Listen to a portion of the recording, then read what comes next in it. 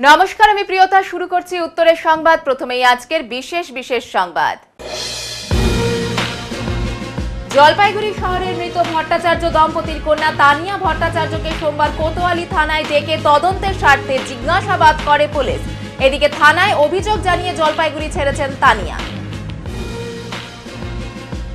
ময়নাগুড়ির শতাধিক বছরের পুরনো লাইব্রেরি রাধিকা লাইব্রেরি দখল হয়ে যাচ্ছে দুষ্কৃতীদের হাতে। লাইব্রেরির অবস্থাও শোচনীয়। লাইব্রেরি সংস্কার, বই সংরক্ষণ সহ একাধিক দাবিতে আজ জেলা শাসকের দপ্তরে যান ময়নাগুড়ির রাধিকা লাইব্রেরি উন্নয়ন মঞ্চ।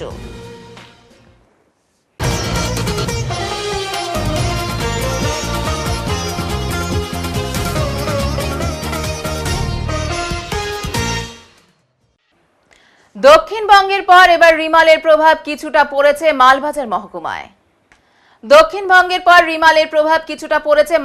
মহকুমায়। গতকাল রাত 1টা নাগাদ বজ্রবিদ্যুৎ সহ প্রচন্ড ঝড় বৃষ্টি হয় মালবাজার জুড়ে, যার ফলে বিভিন্ন জায়গায় গাছপালা ভেঙেছে। রাত থেকে বিদ্যুৎ নেই মহকুমার বিভিন্ন জায়গায়। তবে মারাত্মক ক্ষতি হয়েছে মাল ব্লকের গজলডোবার 7 নম্বর কলোনি এলাকায়। স্থানীয় সূত্রে জানা গিয়েছে, গতকাল রাতে এলাকায় প্রচন্ড ঝড় বৃষ্টি হয়, সাথে বজ্রপাত হয়। স্থানীয় বাসিন্দা তাপস সরকার জানিয়েছে, রাত 1টা নাগাদ ঝড় বৃষ্টি শুরু হয়। গজলডোবার 7 নম্বর কলোনি এলাকায় অনিল মণ্ডলের বাড়ির রান্নাঘরে বাজ পড়ে সেই সময়, আর সেই বাজ রান্নাঘরের সিলিন্ডারের ওপর পড়ে, সঙ্গে সঙ্গে সিলিন্ডার ব্লাস্ট করে। গ্যাসের সিলিন্ডারে ব্লাস্টের তীব্রতা এতটাই ছিল যে সম্পূর্ণ রান্নাঘরটি ধ্বংসস্তূপে পরিণত হয়। পাশাপাশি আরো 2টি ঘর মারাত্মকভাবে ক্ষতিগ্রস্ত হয়েছে। ক্ষতি হয়েছে গোয়াল ঘরে থাকা বেশ কয়েকটি গরুর। গ্যাস সিলিন্ডার ব্লাস্ট করার ফলে পাশে থাকা অনিল মণ্ডলের ছেলে আশিস মণ্ডল গুরুতর আহত হয়ে বর্তমানে তিনি মালবাজার সুপার স্পেশালিটি হাসপাতালে চিকিৎসাধীন। ক্ষতিগ্রস্ত বাড়ির মালিক অনিল মণ্ডল বলেন, সেই সময় আমরা গভীর নিদ্রায় মগ্ন ছিলাম। হঠাৎ বিকট শব্দ শুনে ঘুম ভেঙে যায়। ঘর থেকে বেরিয়ে দেখি রান্নাঘর ধ্বংসস্তূপে পরিণত হয়েছে। পাশাপাশি আমার ছেলের ঘর এবং তার পাশে আরেকটি ঘরও মারাত্মকভাবে ক্ষতিগ্রস্ত হয়েছে। ছেলে আশিস মণ্ডল সেই সময় 15 মিটার দূরে অন্য ঘরে ঘুমিয়েছিল। ব্লাস্টের ফলে রান্নাঘরের সিমেন্টের দেওয়ালের টুকরো ছিটকে গিয়ে ছেলের ঘরের ওপরে পড়ে, তাতেই আমার ছেলে আহত হয়। রান্নাঘরের পাশাপাশি আর 2টি ঘরের সমস্ত কিছু ভেঙে চুরমার হয়ে যায়। পাশাপাশি কয়েকটি গরু, বাইক সহ বহু জিনিস ক্ষতিগ্রস্ত হয়েছে। রান্নাঘরের বাসনপত্র ছিন্ন ভিন্ন হয়ে গিয়েছে। এই ধরেন বৃষ্টি একটু হাওয়া আছে তো তখন একটা ঘরের ভিতরে, রান্নাঘরটার ভিতরে ফট করে একটা আওয়াজ হইলো। গ্যাস সিলিন্ডার বাস্ট হইলো না কি হইলো, ওটা তো খেয়াল করে সারতে পারিনি আমরা। তারপরে তো ওরকম একটা আওয়াজ হইলো। আওয়াজ হওয়ার পরে আমি বললাম, দেখতো কী হইলো ওইটা। হ্যাঁ, ওইটা এই ঘর থেকে ছেলে বলতে আছে, ও মা ও তো ধরো কপালের মধ্যে ফাইটা গেছে।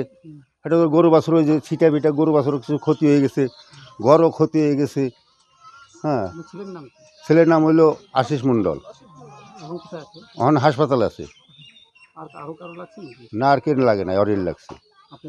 আমার নাম অনিল মণ্ডল।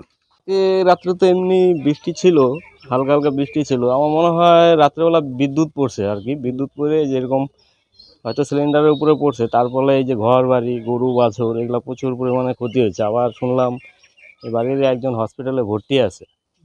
এই ব্যাপারে হ্যাঁ, সিলিন্ডার বাস্ট করছে। তারপরে তো যা পরিস্থিতি, যেগুলো সকালবেলা এসে দেখলাম, রাত্রেবেলাও আসা গিয়ে চেষ্টা করে এসে দেখি যে ঘর বাড়ি ভাঙা চূড়া। তারপরে একটা গরু ছিল, 2-3টা ঘর বাড়ি ভাঙছে। এই যে এরকম ক্ষতি হয়ে গেছে প্রচন্ড পরিমাণে। হ্যাঁ, দেখে মনে হচ্ছে যেন বোম পড়ছে। বিশ্বাসই হচ্ছে না যে সিলিন্ডারে এরকম হয়ে গেছে।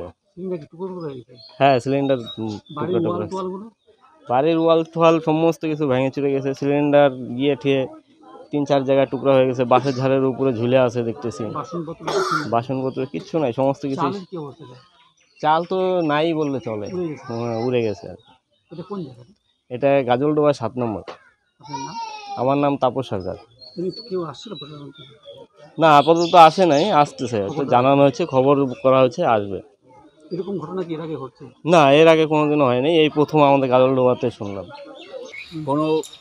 যা আমি এখানে স্পটে এসে দেখলাম, তো সে সময় কোনো রান্নাবাটি বা তখন হচ্ছে যে বিদ্যুৎ চামকাচ্ছিল। আমার যতদূর আইডিয়া, হয়তো বিদ্যুতের কোনো এখানে এই সিলিন্ডারে এসে লেগেছে, যার জন্য সিলিন্ডারটা বাস্ট করে বাসের মাথায় উঠে গেছে। মানে সিলিন্ডার কিন্তু নিচে জ্বলেনি, সে বিদ্যুৎটা বাস্ট করে সিলিন্ডারটা মাথায় উঠে গেছে। এখন এখানে বাড়ির একজনের উইন্ডেড হয়েছে এবং কিছু গরু, আমি উপর থাকলে জানালাম। এখন দেখা যাচ্ছে ওনাদের ক্ষয়ক্ষতির কিছু ব্যবস্থা করা যায় কিনা, বেশ কয়েকটা ঘরও ক্ষতি হয়ে গেছে। দু তিনটা মেন রান্নাঘরটা যেটা সেটা কমপ্লিট ক্ষতি হয়ে গেছে। হ্যাঁ, আমি আমার সেলস অফিসারের সাথে কথা বলেছি, অফিসারও রওনা দিয়ে। চুরি যাওয়া ল্যাপটপ ও ছিনতাই হওয়া সোনা কোতোয়ালি থানার উদ্যোগে প্রকৃত মালিকের হাতে তুলে দেওয়া হলো। পুলিশ সূত্রে জানা গিয়েছে, সম্প্রতি জলপাইগুড়ি শহরে এক ব্যক্তির ল্যাপটপ চুরি হওয়ায় তিনি কোতোয়ালি থানার দ্বারস্থ হন। পাশাপাশি জলপাইগুড়ি মেডিকেল কলেজের সামনে ময়নাগুড়ির এক গৃহবধূর একটি সোনার গয়না ছিনতাই হয়। ওই গৃহবধূ কোতোয়ালি থানার দ্বারস্থ হয়। দুই ঘটনার তদন্ত শুরু করে কোতোয়ালি থানার আইসি সঞ্জয় দত্ত। ল্যাপটপ ও সোনার গয়না গলানো সোনা উদ্ধার করে রবিবার সন্ধ্যায় ল্যাপটপের মালিক ও সোনার গয়নার মালিকের হাতে তুলে দেওয়া হয়। আমি ময়নাগুড়ির বাসিন্দা। আমি 24 তারিখে 10তলা হসপিটালে জামাইবাবুকে দেখতে আসি। সেখান থেকে বাড়িতে জামাইবাবুকে নিয়ে গেছে। ওখান থেকে জামাইবাবুর বাড়িতে যাচ্ছিলাম টোটো করে। দুইজন বাইকের উপরে লোক এসে গলার থেকে চেনটা টেনে নিয়ে যায়। তারপরে কোতোয়ালি থানায় অভিযোগ করি। অফিসারদের চেষ্টায় আমি চেনটার গলার অবস্থায় ফিরে পাই, তাতে আমি খুশি। আমার নাম পঙ্কজ ঘোষ, বিবেকানন্দ পাড়ায় থাকি। আমার বাড়িতে সামনে দোকান থেকে 10 তারিখে ল্যাপটপটা পাওয়া যাচ্ছিল না। পরে আমি কমপ্লেন করি পুলিশ স্টেশনে। তারা চেষ্টায় আমি ওটা পেয়েছি এবং খুব খুশি।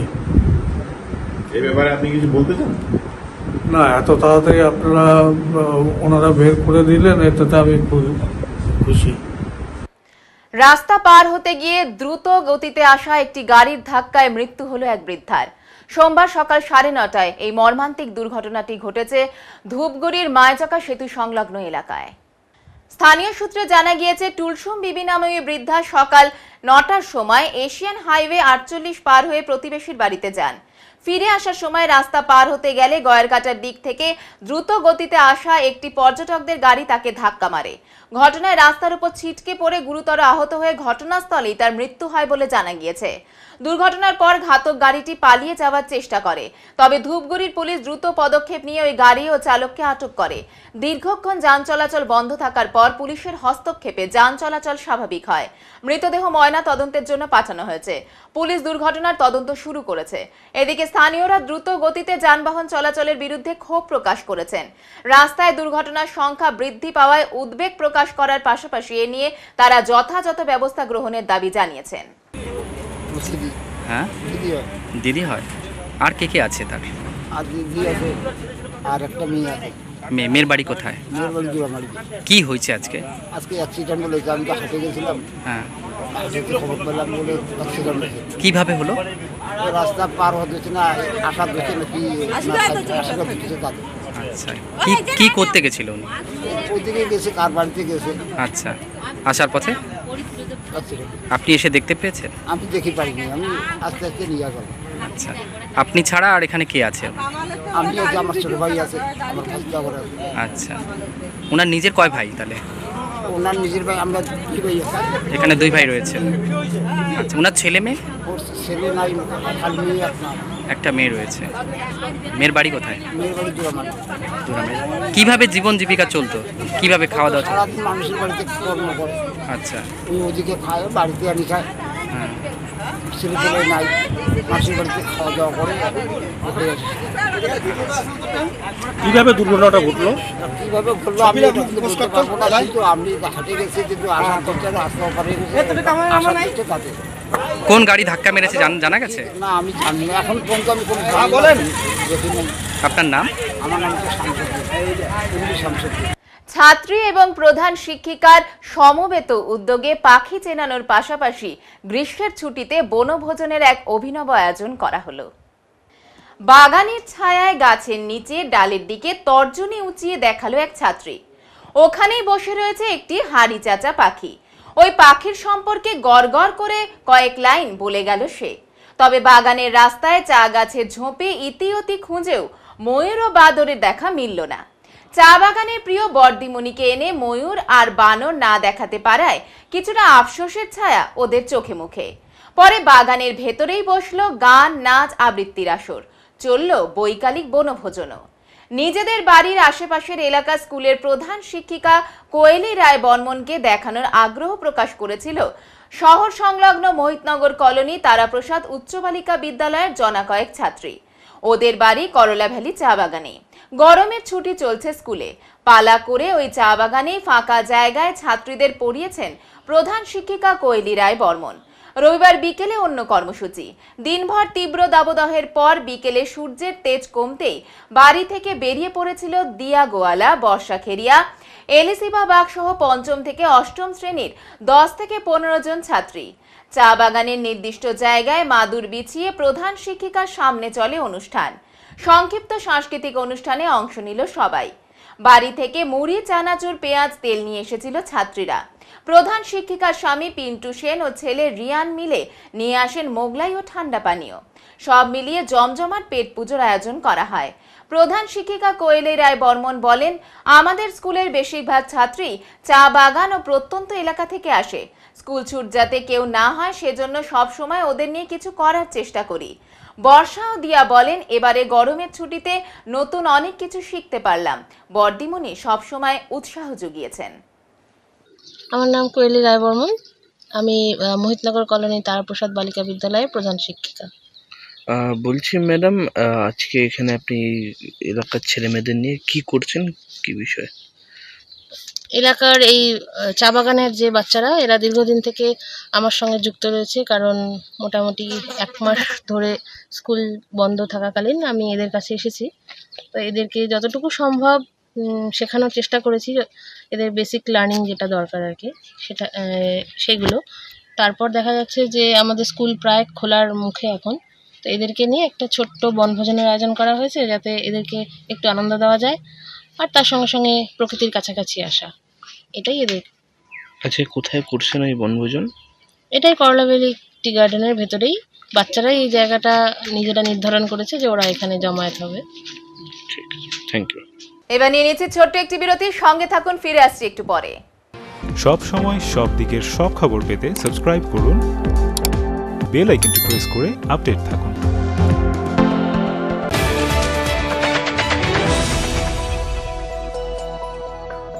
আপনার শহরে প্রসিদ্ধ লৌহ বিপণী কেএস আয়রন হাউসের তরফে সকলকে জানাই প্রীতি ও শুভেচ্ছা। এখানে আপনি পাবেন নামি দামি ব্র্যান্ডের সকল প্রকার লৌহ সামগ্রীর বিপুল সম্ভার। এখানে পাবেন square pipe, round pipe, angles, square bar, পাতি, শীট, টিনের বিভিন্ন আইটেম। এছাড়াও রয়েছে all type of grill and আলমারি ফ্যাক্টরি আইটেম। প্রতিষ্ঠিত মার্বেল ব্যবসায়ী দীপেন্দ্র চক্রবর্তী ও তার সহধর্মিনী মৌসুমী চক্রবর্তীর কেএস আয়রন হাউসে প্রতিটি জিনিসই পাবেন রিজনেবল প্রাইসে। তাই এবার আর বাইরে ছুটতে হবে না আপনাদের। লোহা ও লৌহজাত সামগ্রী সুলভ মূল্যে কিনতে তাই আজই আসুন। আমাদের ঠিকানা কেএস আয়রন হাউস, 4 নম্বর ঘুমটি, জলপাইগুড়ি।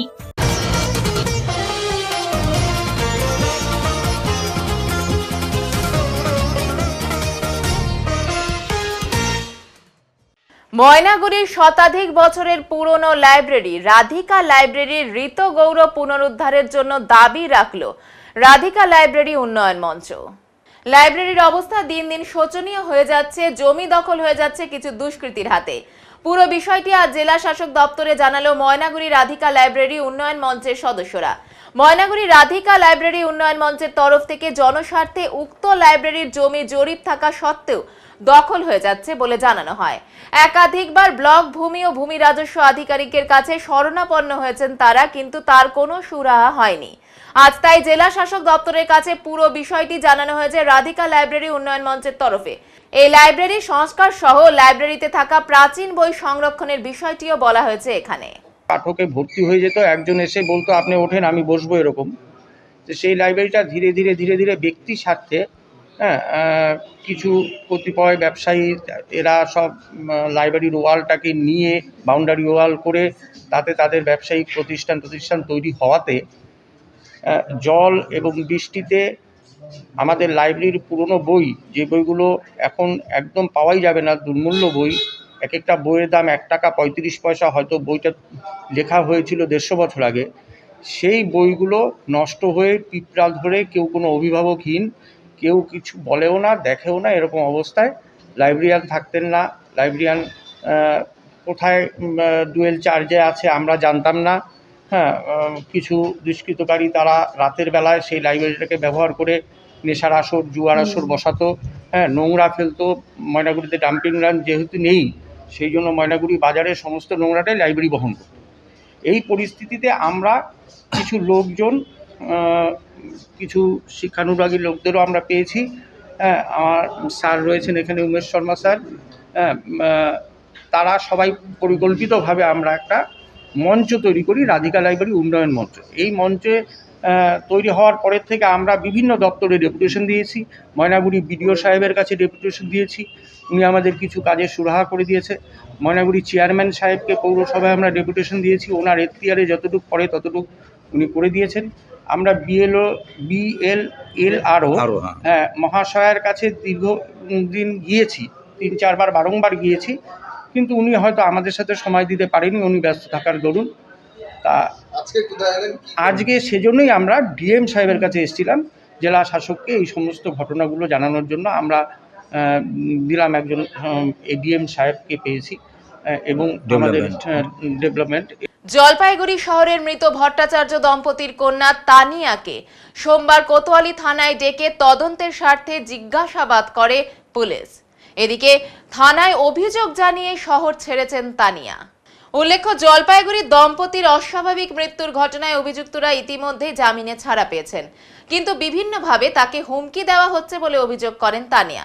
যদিও পুলিশ তাকে নিজের বাড়িতে থাকার পরামর্শ দেওয়ার পাশাপাশি নিরাপত্তার আশ্বাস দিয়েছে বলে জানান তিনি। উল্লেখ্য, গত বছর 1 এপ্রিল জলপাইগুড়ি শহরে পান্ডাপাড়ার নিজের বাসভবন থেকে পুরসভার প্রাক্তন ভাইস চেয়ারম্যান অপর্ণা ভট্টাচার্য, সুবোধ ভট্টাচার্যের মৃতদেহ উদ্ধার হয়। একটি সুইসাইড নোট উদ্ধার হয় মৃত দম্পতির ঘর থেকে। চিঠিতে বর্তমান জলপাইগুড়ি পুরসভার ভাইস চেয়ারম্যান সৈকত চট্টোপাধ্যায় সহ কয়েকজনের নাম উল্লেখ থাকে, যাদের বিরুদ্ধে আত্মহত্যার প্ররোচনা দেওয়ার অভিযোগ ওঠে। এরপর আদালতের নির্দেশে পুলিশের বিশেষ তদন্তকারী দল তদন্ত শুরু করে। অভিযুক্তরা গ্রেপ্তার হয়, পরে সকলে জামিনে ছাড়া পান। তানিয়া বলেন, আমি বাড়িতে একা থাকি, বাজার করতে বের হতে হয়, রাস্তায় বের হলে আমাকে বিভিন্নভাবে হুমকি দিচ্ছে অভিযুক্তদের সঙ্গীরা। এই নিয়ে থানায় অভিযোগ জানানো হয়েছিল। পুলিশ নিরাপত্তা দেওয়ার আশ্বাসও দিয়েছে। এখন বাড়ি তালা দিয়ে শহর ছেড়ে মাসির বাড়িতে চলে গিয়েছি। আক্ষেপ রয়ে গেল, যেখানে বড় হলাম সেই শহরের বাসিন্দারা আমার পাশে দাঁড়ালো না। পুরসভার ভাইস চেয়ারম্যান সৈকত চট্টোপাধ্যায় বর্তমানে লোকসভা নির্বাচনের প্রচারের কাজে কলকাতায় রয়েছেন। এই বিষয়ে তার সাথে যোগাযোগ করা হলে তিনি টেলিফোনে জানান, আমার জামিন হওয়ার প্রায় 7.5 মাস পরে এ ধরনের অভিযোগ আনা হচ্ছে। অর্থাৎ এর থেকেই বোঝা যায় যে এ ধরনের অভিযোগ সম্পূর্ণ ভিত্তিহীন। বিজেপিও একটি স্বার্থান্বেষী গোষ্ঠী আমার বিরুদ্ধে এ ধরনের ভিত্তিহীন অভিযোগ করছে বলে জানান তিনি। ইনভেস্টিগেশনের জন্য ডেকেছিল, ইনভেস্টিগেশনের জন্য ডেকেছিল। আমি একটা কমপ্লেন করেছিলাম, আমাকে প্রতিনিয়ত অত্যাচার করা হচ্ছে। মানে এটা আমি অনেক আগেও বলেছিলাম, এটা আপনাদের সবাইকেই বলেছিলাম যে আমাকে বিভিন্ন রকমভাবে অত্যাচার করা হয় যাতে করে কিনা আমি এখানে না থাকতে পারি। দেখুন, আমি সবার নাম এখানে নিতে পারবো না, আমার যা জানানোর আমি পুলিশকে জানিয়েছি। আর আপনারা তো প্রত্যেকেই জানেন যে আমার বাবা মার মৃত্যুর কারণ কে ছিল, মাস্টার মাইন্ড কে ছিল মৃত্যুর পিছনে, আপনারা প্রত্যেকেই জানেন। তো এরপরে আপনারা বুঝতেই পারছেন, তারই লোকজন, তারই অনুগামী সবাই, ইনফ্লুয়েন্স বাই হিম, তারা হচ্ছে আমাকে প্রতিনিয়ত অত্যাচার করছে যাতে করে কিনা আমি এই বাড়িটা ছেড়ে চলে যাই। এবার সুইসাইড নোটেও লেখা ছিল যে এরা বাড়িটা নেওয়ার জন্যই আমার বাবা মা বাধ্য হয়, মানে বাড়িটা একসময় নিয়েই নিয়েছিল, যার জন্য আমার বাবা মা বাধ্য হয় যে সুইসাইড করব। এবার আমাকেও, আমি জানি না, আমাকে হয়তো বা এখানে থাকলে আমার বাবা মার পথই অবলম্বন করতে হতো। আর আমি যে এখান থেকে যে চলে গেছি, এটা শুধু আমার একার দুঃখ না, এটা গোটা জলপাইগুড়ির লোকের লজ্জা হওয়া উচিত যে আমার পাশে কেউ দাঁড়ালো না ওই সময়তে এসে। একটা মেয়ের ওপর এরকমভাবে রোজ অত্যাচার হচ্ছে, মানুষ কি করে এটা সহ্য করে? তাদের দ্বারা ইনফ্লুয়েন্সড। এবার আছে কিছুজন লোক যারা আমাকে, এর আগেও আমি তাদের নামে কমপ্লেন করেছিলাম, এবার তাদের হয়তো বা পুলিশ স্টেপ নেয়নি কি কিছু, আমি তো বলতে পারছি না পুলিশ কি স্টেপ নেয়। বাড়িতে ঢুকে কেউ করলে তো আমি ভিডিও ফুটেজই রেখে দিতাম, বাড়ির বাইরে থেকেই করছে, নিশ্চয়ই এরা সাহস পাবে না এখন বাড়ির ভেতরে ঢোকার। তাই জন্য আমি যখন রাস্তাঘাটে বেরোচ্ছি তখন বিভিন্ন রকমভাবে ইপটিজ করছে, বিভিন্ন রকমের বাজে অঙ্গভঙ্গি করছে, যেটা আগেও করছিল। বাইকে করে আসে কেউ কেউ, সবার তো আমি নামও জানি না, কেউ কেউ বাইকে করে আসে, হেলমেট পরে আসে, চলে যায়। বাইকের নাম্বার আমার দেখা সম্ভব না, কারণ উল্টো দিক থেকে আসে। টোটোতে আমি ধরো বসে থাকি, উল্টো দিক থেকে আসছে। বাজার করছি, ওই সময়তে কেউ করছে। ইনফ্লুয়েন্স বাই দেম, এরাও তো ইনফ্লুয়েন্সড বাই, মানে এদের হচ্ছে লিডার ছিল, এদের লিডারকে দিয়ে ইনফ্লুয়েন্স করছে। আমার বাবা মাকে এদের দিয়ে করিয়েছিল, আমাকে হচ্ছে অন্যজনাকে দিয়ে করাচ্ছে এখন। আমি অনেক আগে জানিয়েছিলাম, কোনো সাহায্য পাইনি। জিজ্ঞাসা করলো যে কেন চলে গেছি, ওরাই জিজ্ঞাসা করলো, না আমি থাকছি না। হ্যাঁ, আমাকে বলেছে যে জলপাইগুড়িতে থাকলে আপনার কোনো অসুবিধা হবে না, আমি নাম্বার দিয়ে দেবো, আপনি নির্দ্বিধায় থাকতে পারেন। দেখি আমি কিছুদিন বাদে, এখন তো আপাতত মাসির বাড়িতে থাকছি আমি। কারুর কি ইচ্ছা করে নিজের বাড়ি মানে থাকতে অন্যের বাড়িতে থাকবো, কোনো আত্মীয়র বাড়িতে থাকবো? এটা তো কারুর ইচ্ছা করে না, না বাধ্যতা, এটা সবই মানুষের বাধ্যতা। তালা দেওয়া আছে, যেহেতু বাড়িটা দখল করার চেষ্টা করছিল তার জন্য তালা দিয়ে যেতে হচ্ছে। প্রায় 15 মিনিট। মহানাম সংকীর্তনে জমে উঠেছে জলপাইগুড়ি স্টেশন বাজার এলাকা। পরিচালনায় জলপাইগুড়ি স্টেশন বাজার ব্যবসায়ী সমিতি ও হরিনাম সংকীর্তন মহানাম যজ্ঞ কমিটি। কমিটির কোষাধ্যক্ষ বাদল সরকার বলেন, প্রতিবারই এই মহানাম সংকীর্তনের আয়োজন করা হয়ে থাকে। এবারও মহা ধুমধামের সহিত আমরা অনুষ্ঠানের আয়োজন করেছি। গত 24শে মে অধিবাসের মধ্য দিয়ে নাম সংকীর্তনের শুভ সূচনা করা হয়। 25 থেকে 27 তারিখ পর্যন্ত অনুষ্ঠিত হচ্ছে নাম সংকীর্তন। 28 তারিখ মঙ্গলবার অষ্টকালীন কীর্তন ও 29, 30 ও 31শে মে বাউল গানের মধ্য দিয়ে নাম সংকীর্তন অনুষ্ঠানের সমাপ্তি ঘটবে। প্রায় 55 বছর ধরে এই কীর্তন অনুষ্ঠিত হচ্ছে, তবে কোভিডের কারণে মাঝে 2-3 বছর অনুষ্ঠান করা যায়নি। মালদা, নদিয়া, কোচবিহার, মানিকগঞ্জ প্রভৃতি জায়গা থেকে শিল্পীরা অনুষ্ঠান করতে এসেছেন বলে তিনি জানান। এটা স্টেশন বাজার ব্যবসায়ী সমিতির উদ্যোগে হচ্ছে। তার মধ্যে আমরা আলাদা কীর্তনের জন্য আলাদা কমিটি তৈরি করি। পরিচালনায় স্টেশন বাজার ব্যবসায়ী সমিতি আছে এবং সঙ্গে কীর্তন কমিটি যুক্ত আছে। মূলত কি পরিবেশন হচ্ছে, কতদিন ধরে হচ্ছে? এখানে হচ্ছে আমাদের প্রথম 24 তারিখ অধিবাস, 25, 26, 27 নাম কীর্তন, 28 তারিখ অষ্টকালীন, 29, 30, 31 3 দিন বাউল। কত বছর থেকে হচ্ছে এটা? আনুমানিক আমাদের তো 55 বছর ধরে হচ্ছে।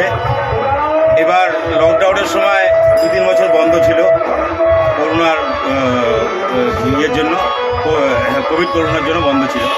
মূলত শিল্পীরা কোথা থেকে এসছেন? শিল্পীরা বিভিন্ন জায়গায় আছে। এটা মালদা আছে, নদিয়া আছে, মানিকগঞ্জ আছে, আমাদের এদিকে কুচবিহার আছে, মালদা আছে, কুচবিহার আছে, এইসব জায়গা থেকে আসছে। আপনার নাম পরিচয়? আমার নাম বাদল সরকার। এবার নিয়ে নিচ্ছি ছোট্ট একটি বিরতি, সঙ্গে থাকুন, ফিরে আসছি একটু পরে। সব সময় সব দিকের সব খবর পেতে সাবস্ক্রাইব করুন, বেল আইকনটি প্রেস করে আপডেট থাকুন।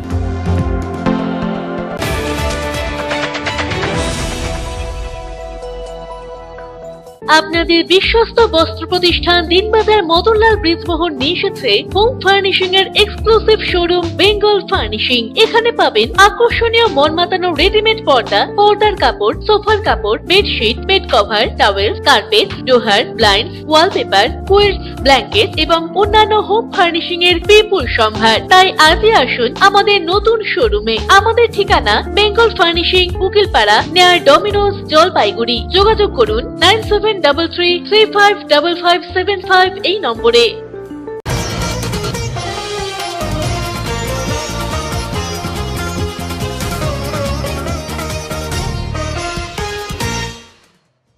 মিলে গেল আবহাওয়া দপ্তরের সতর্কবার্তা। দক্ষিণবঙ্গের পর এবার রিমালের প্রভাব পড়তে শুরু করেছে উত্তরবঙ্গেও।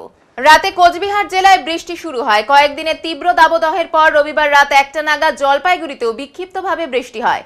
কেন্দ্রীয় আবহাওয়া দপ্তরের পক্ষ থেকে ইতিমধ্যেই জারি করা হয়েছিল হলুদ সতর্কতা। যদিও সোমবার সকাল থেকেই তীব্র দাবদাহ থেকে মুক্তি পায়নি সাধারণ মানুষ। চারিদিকে রোদের ঝিলমিল দেখা গিয়েছিল সকাল থেকেই। এবারে আবহাওয়ার খবর।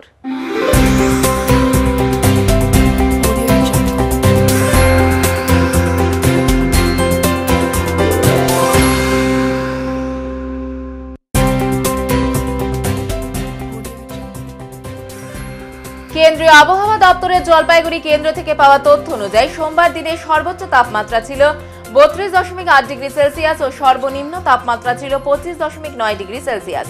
গত 24 ঘন্টায় বৃষ্টির পরিমাণ ছিল 0.8 মিলিমিটার। শেষ করবার আগে আজকের বিশেষ সংবাদ আরো একবার। জলপাইগুড়ি শহরের মৃত ভট্টাচার্য দম্পতির কন্যা তানিয়া ভট্টাচার্যকে সোমবার কোতোয়ালি থানায় ডেকে তদন্তের স্বার্থে জিজ্ঞাসাবাদ করে পুলিশ। এদিকে থানায় অভিযোগ জানিয়ে জলপাইগুড়ি ছেড়েছেন তানিয়া।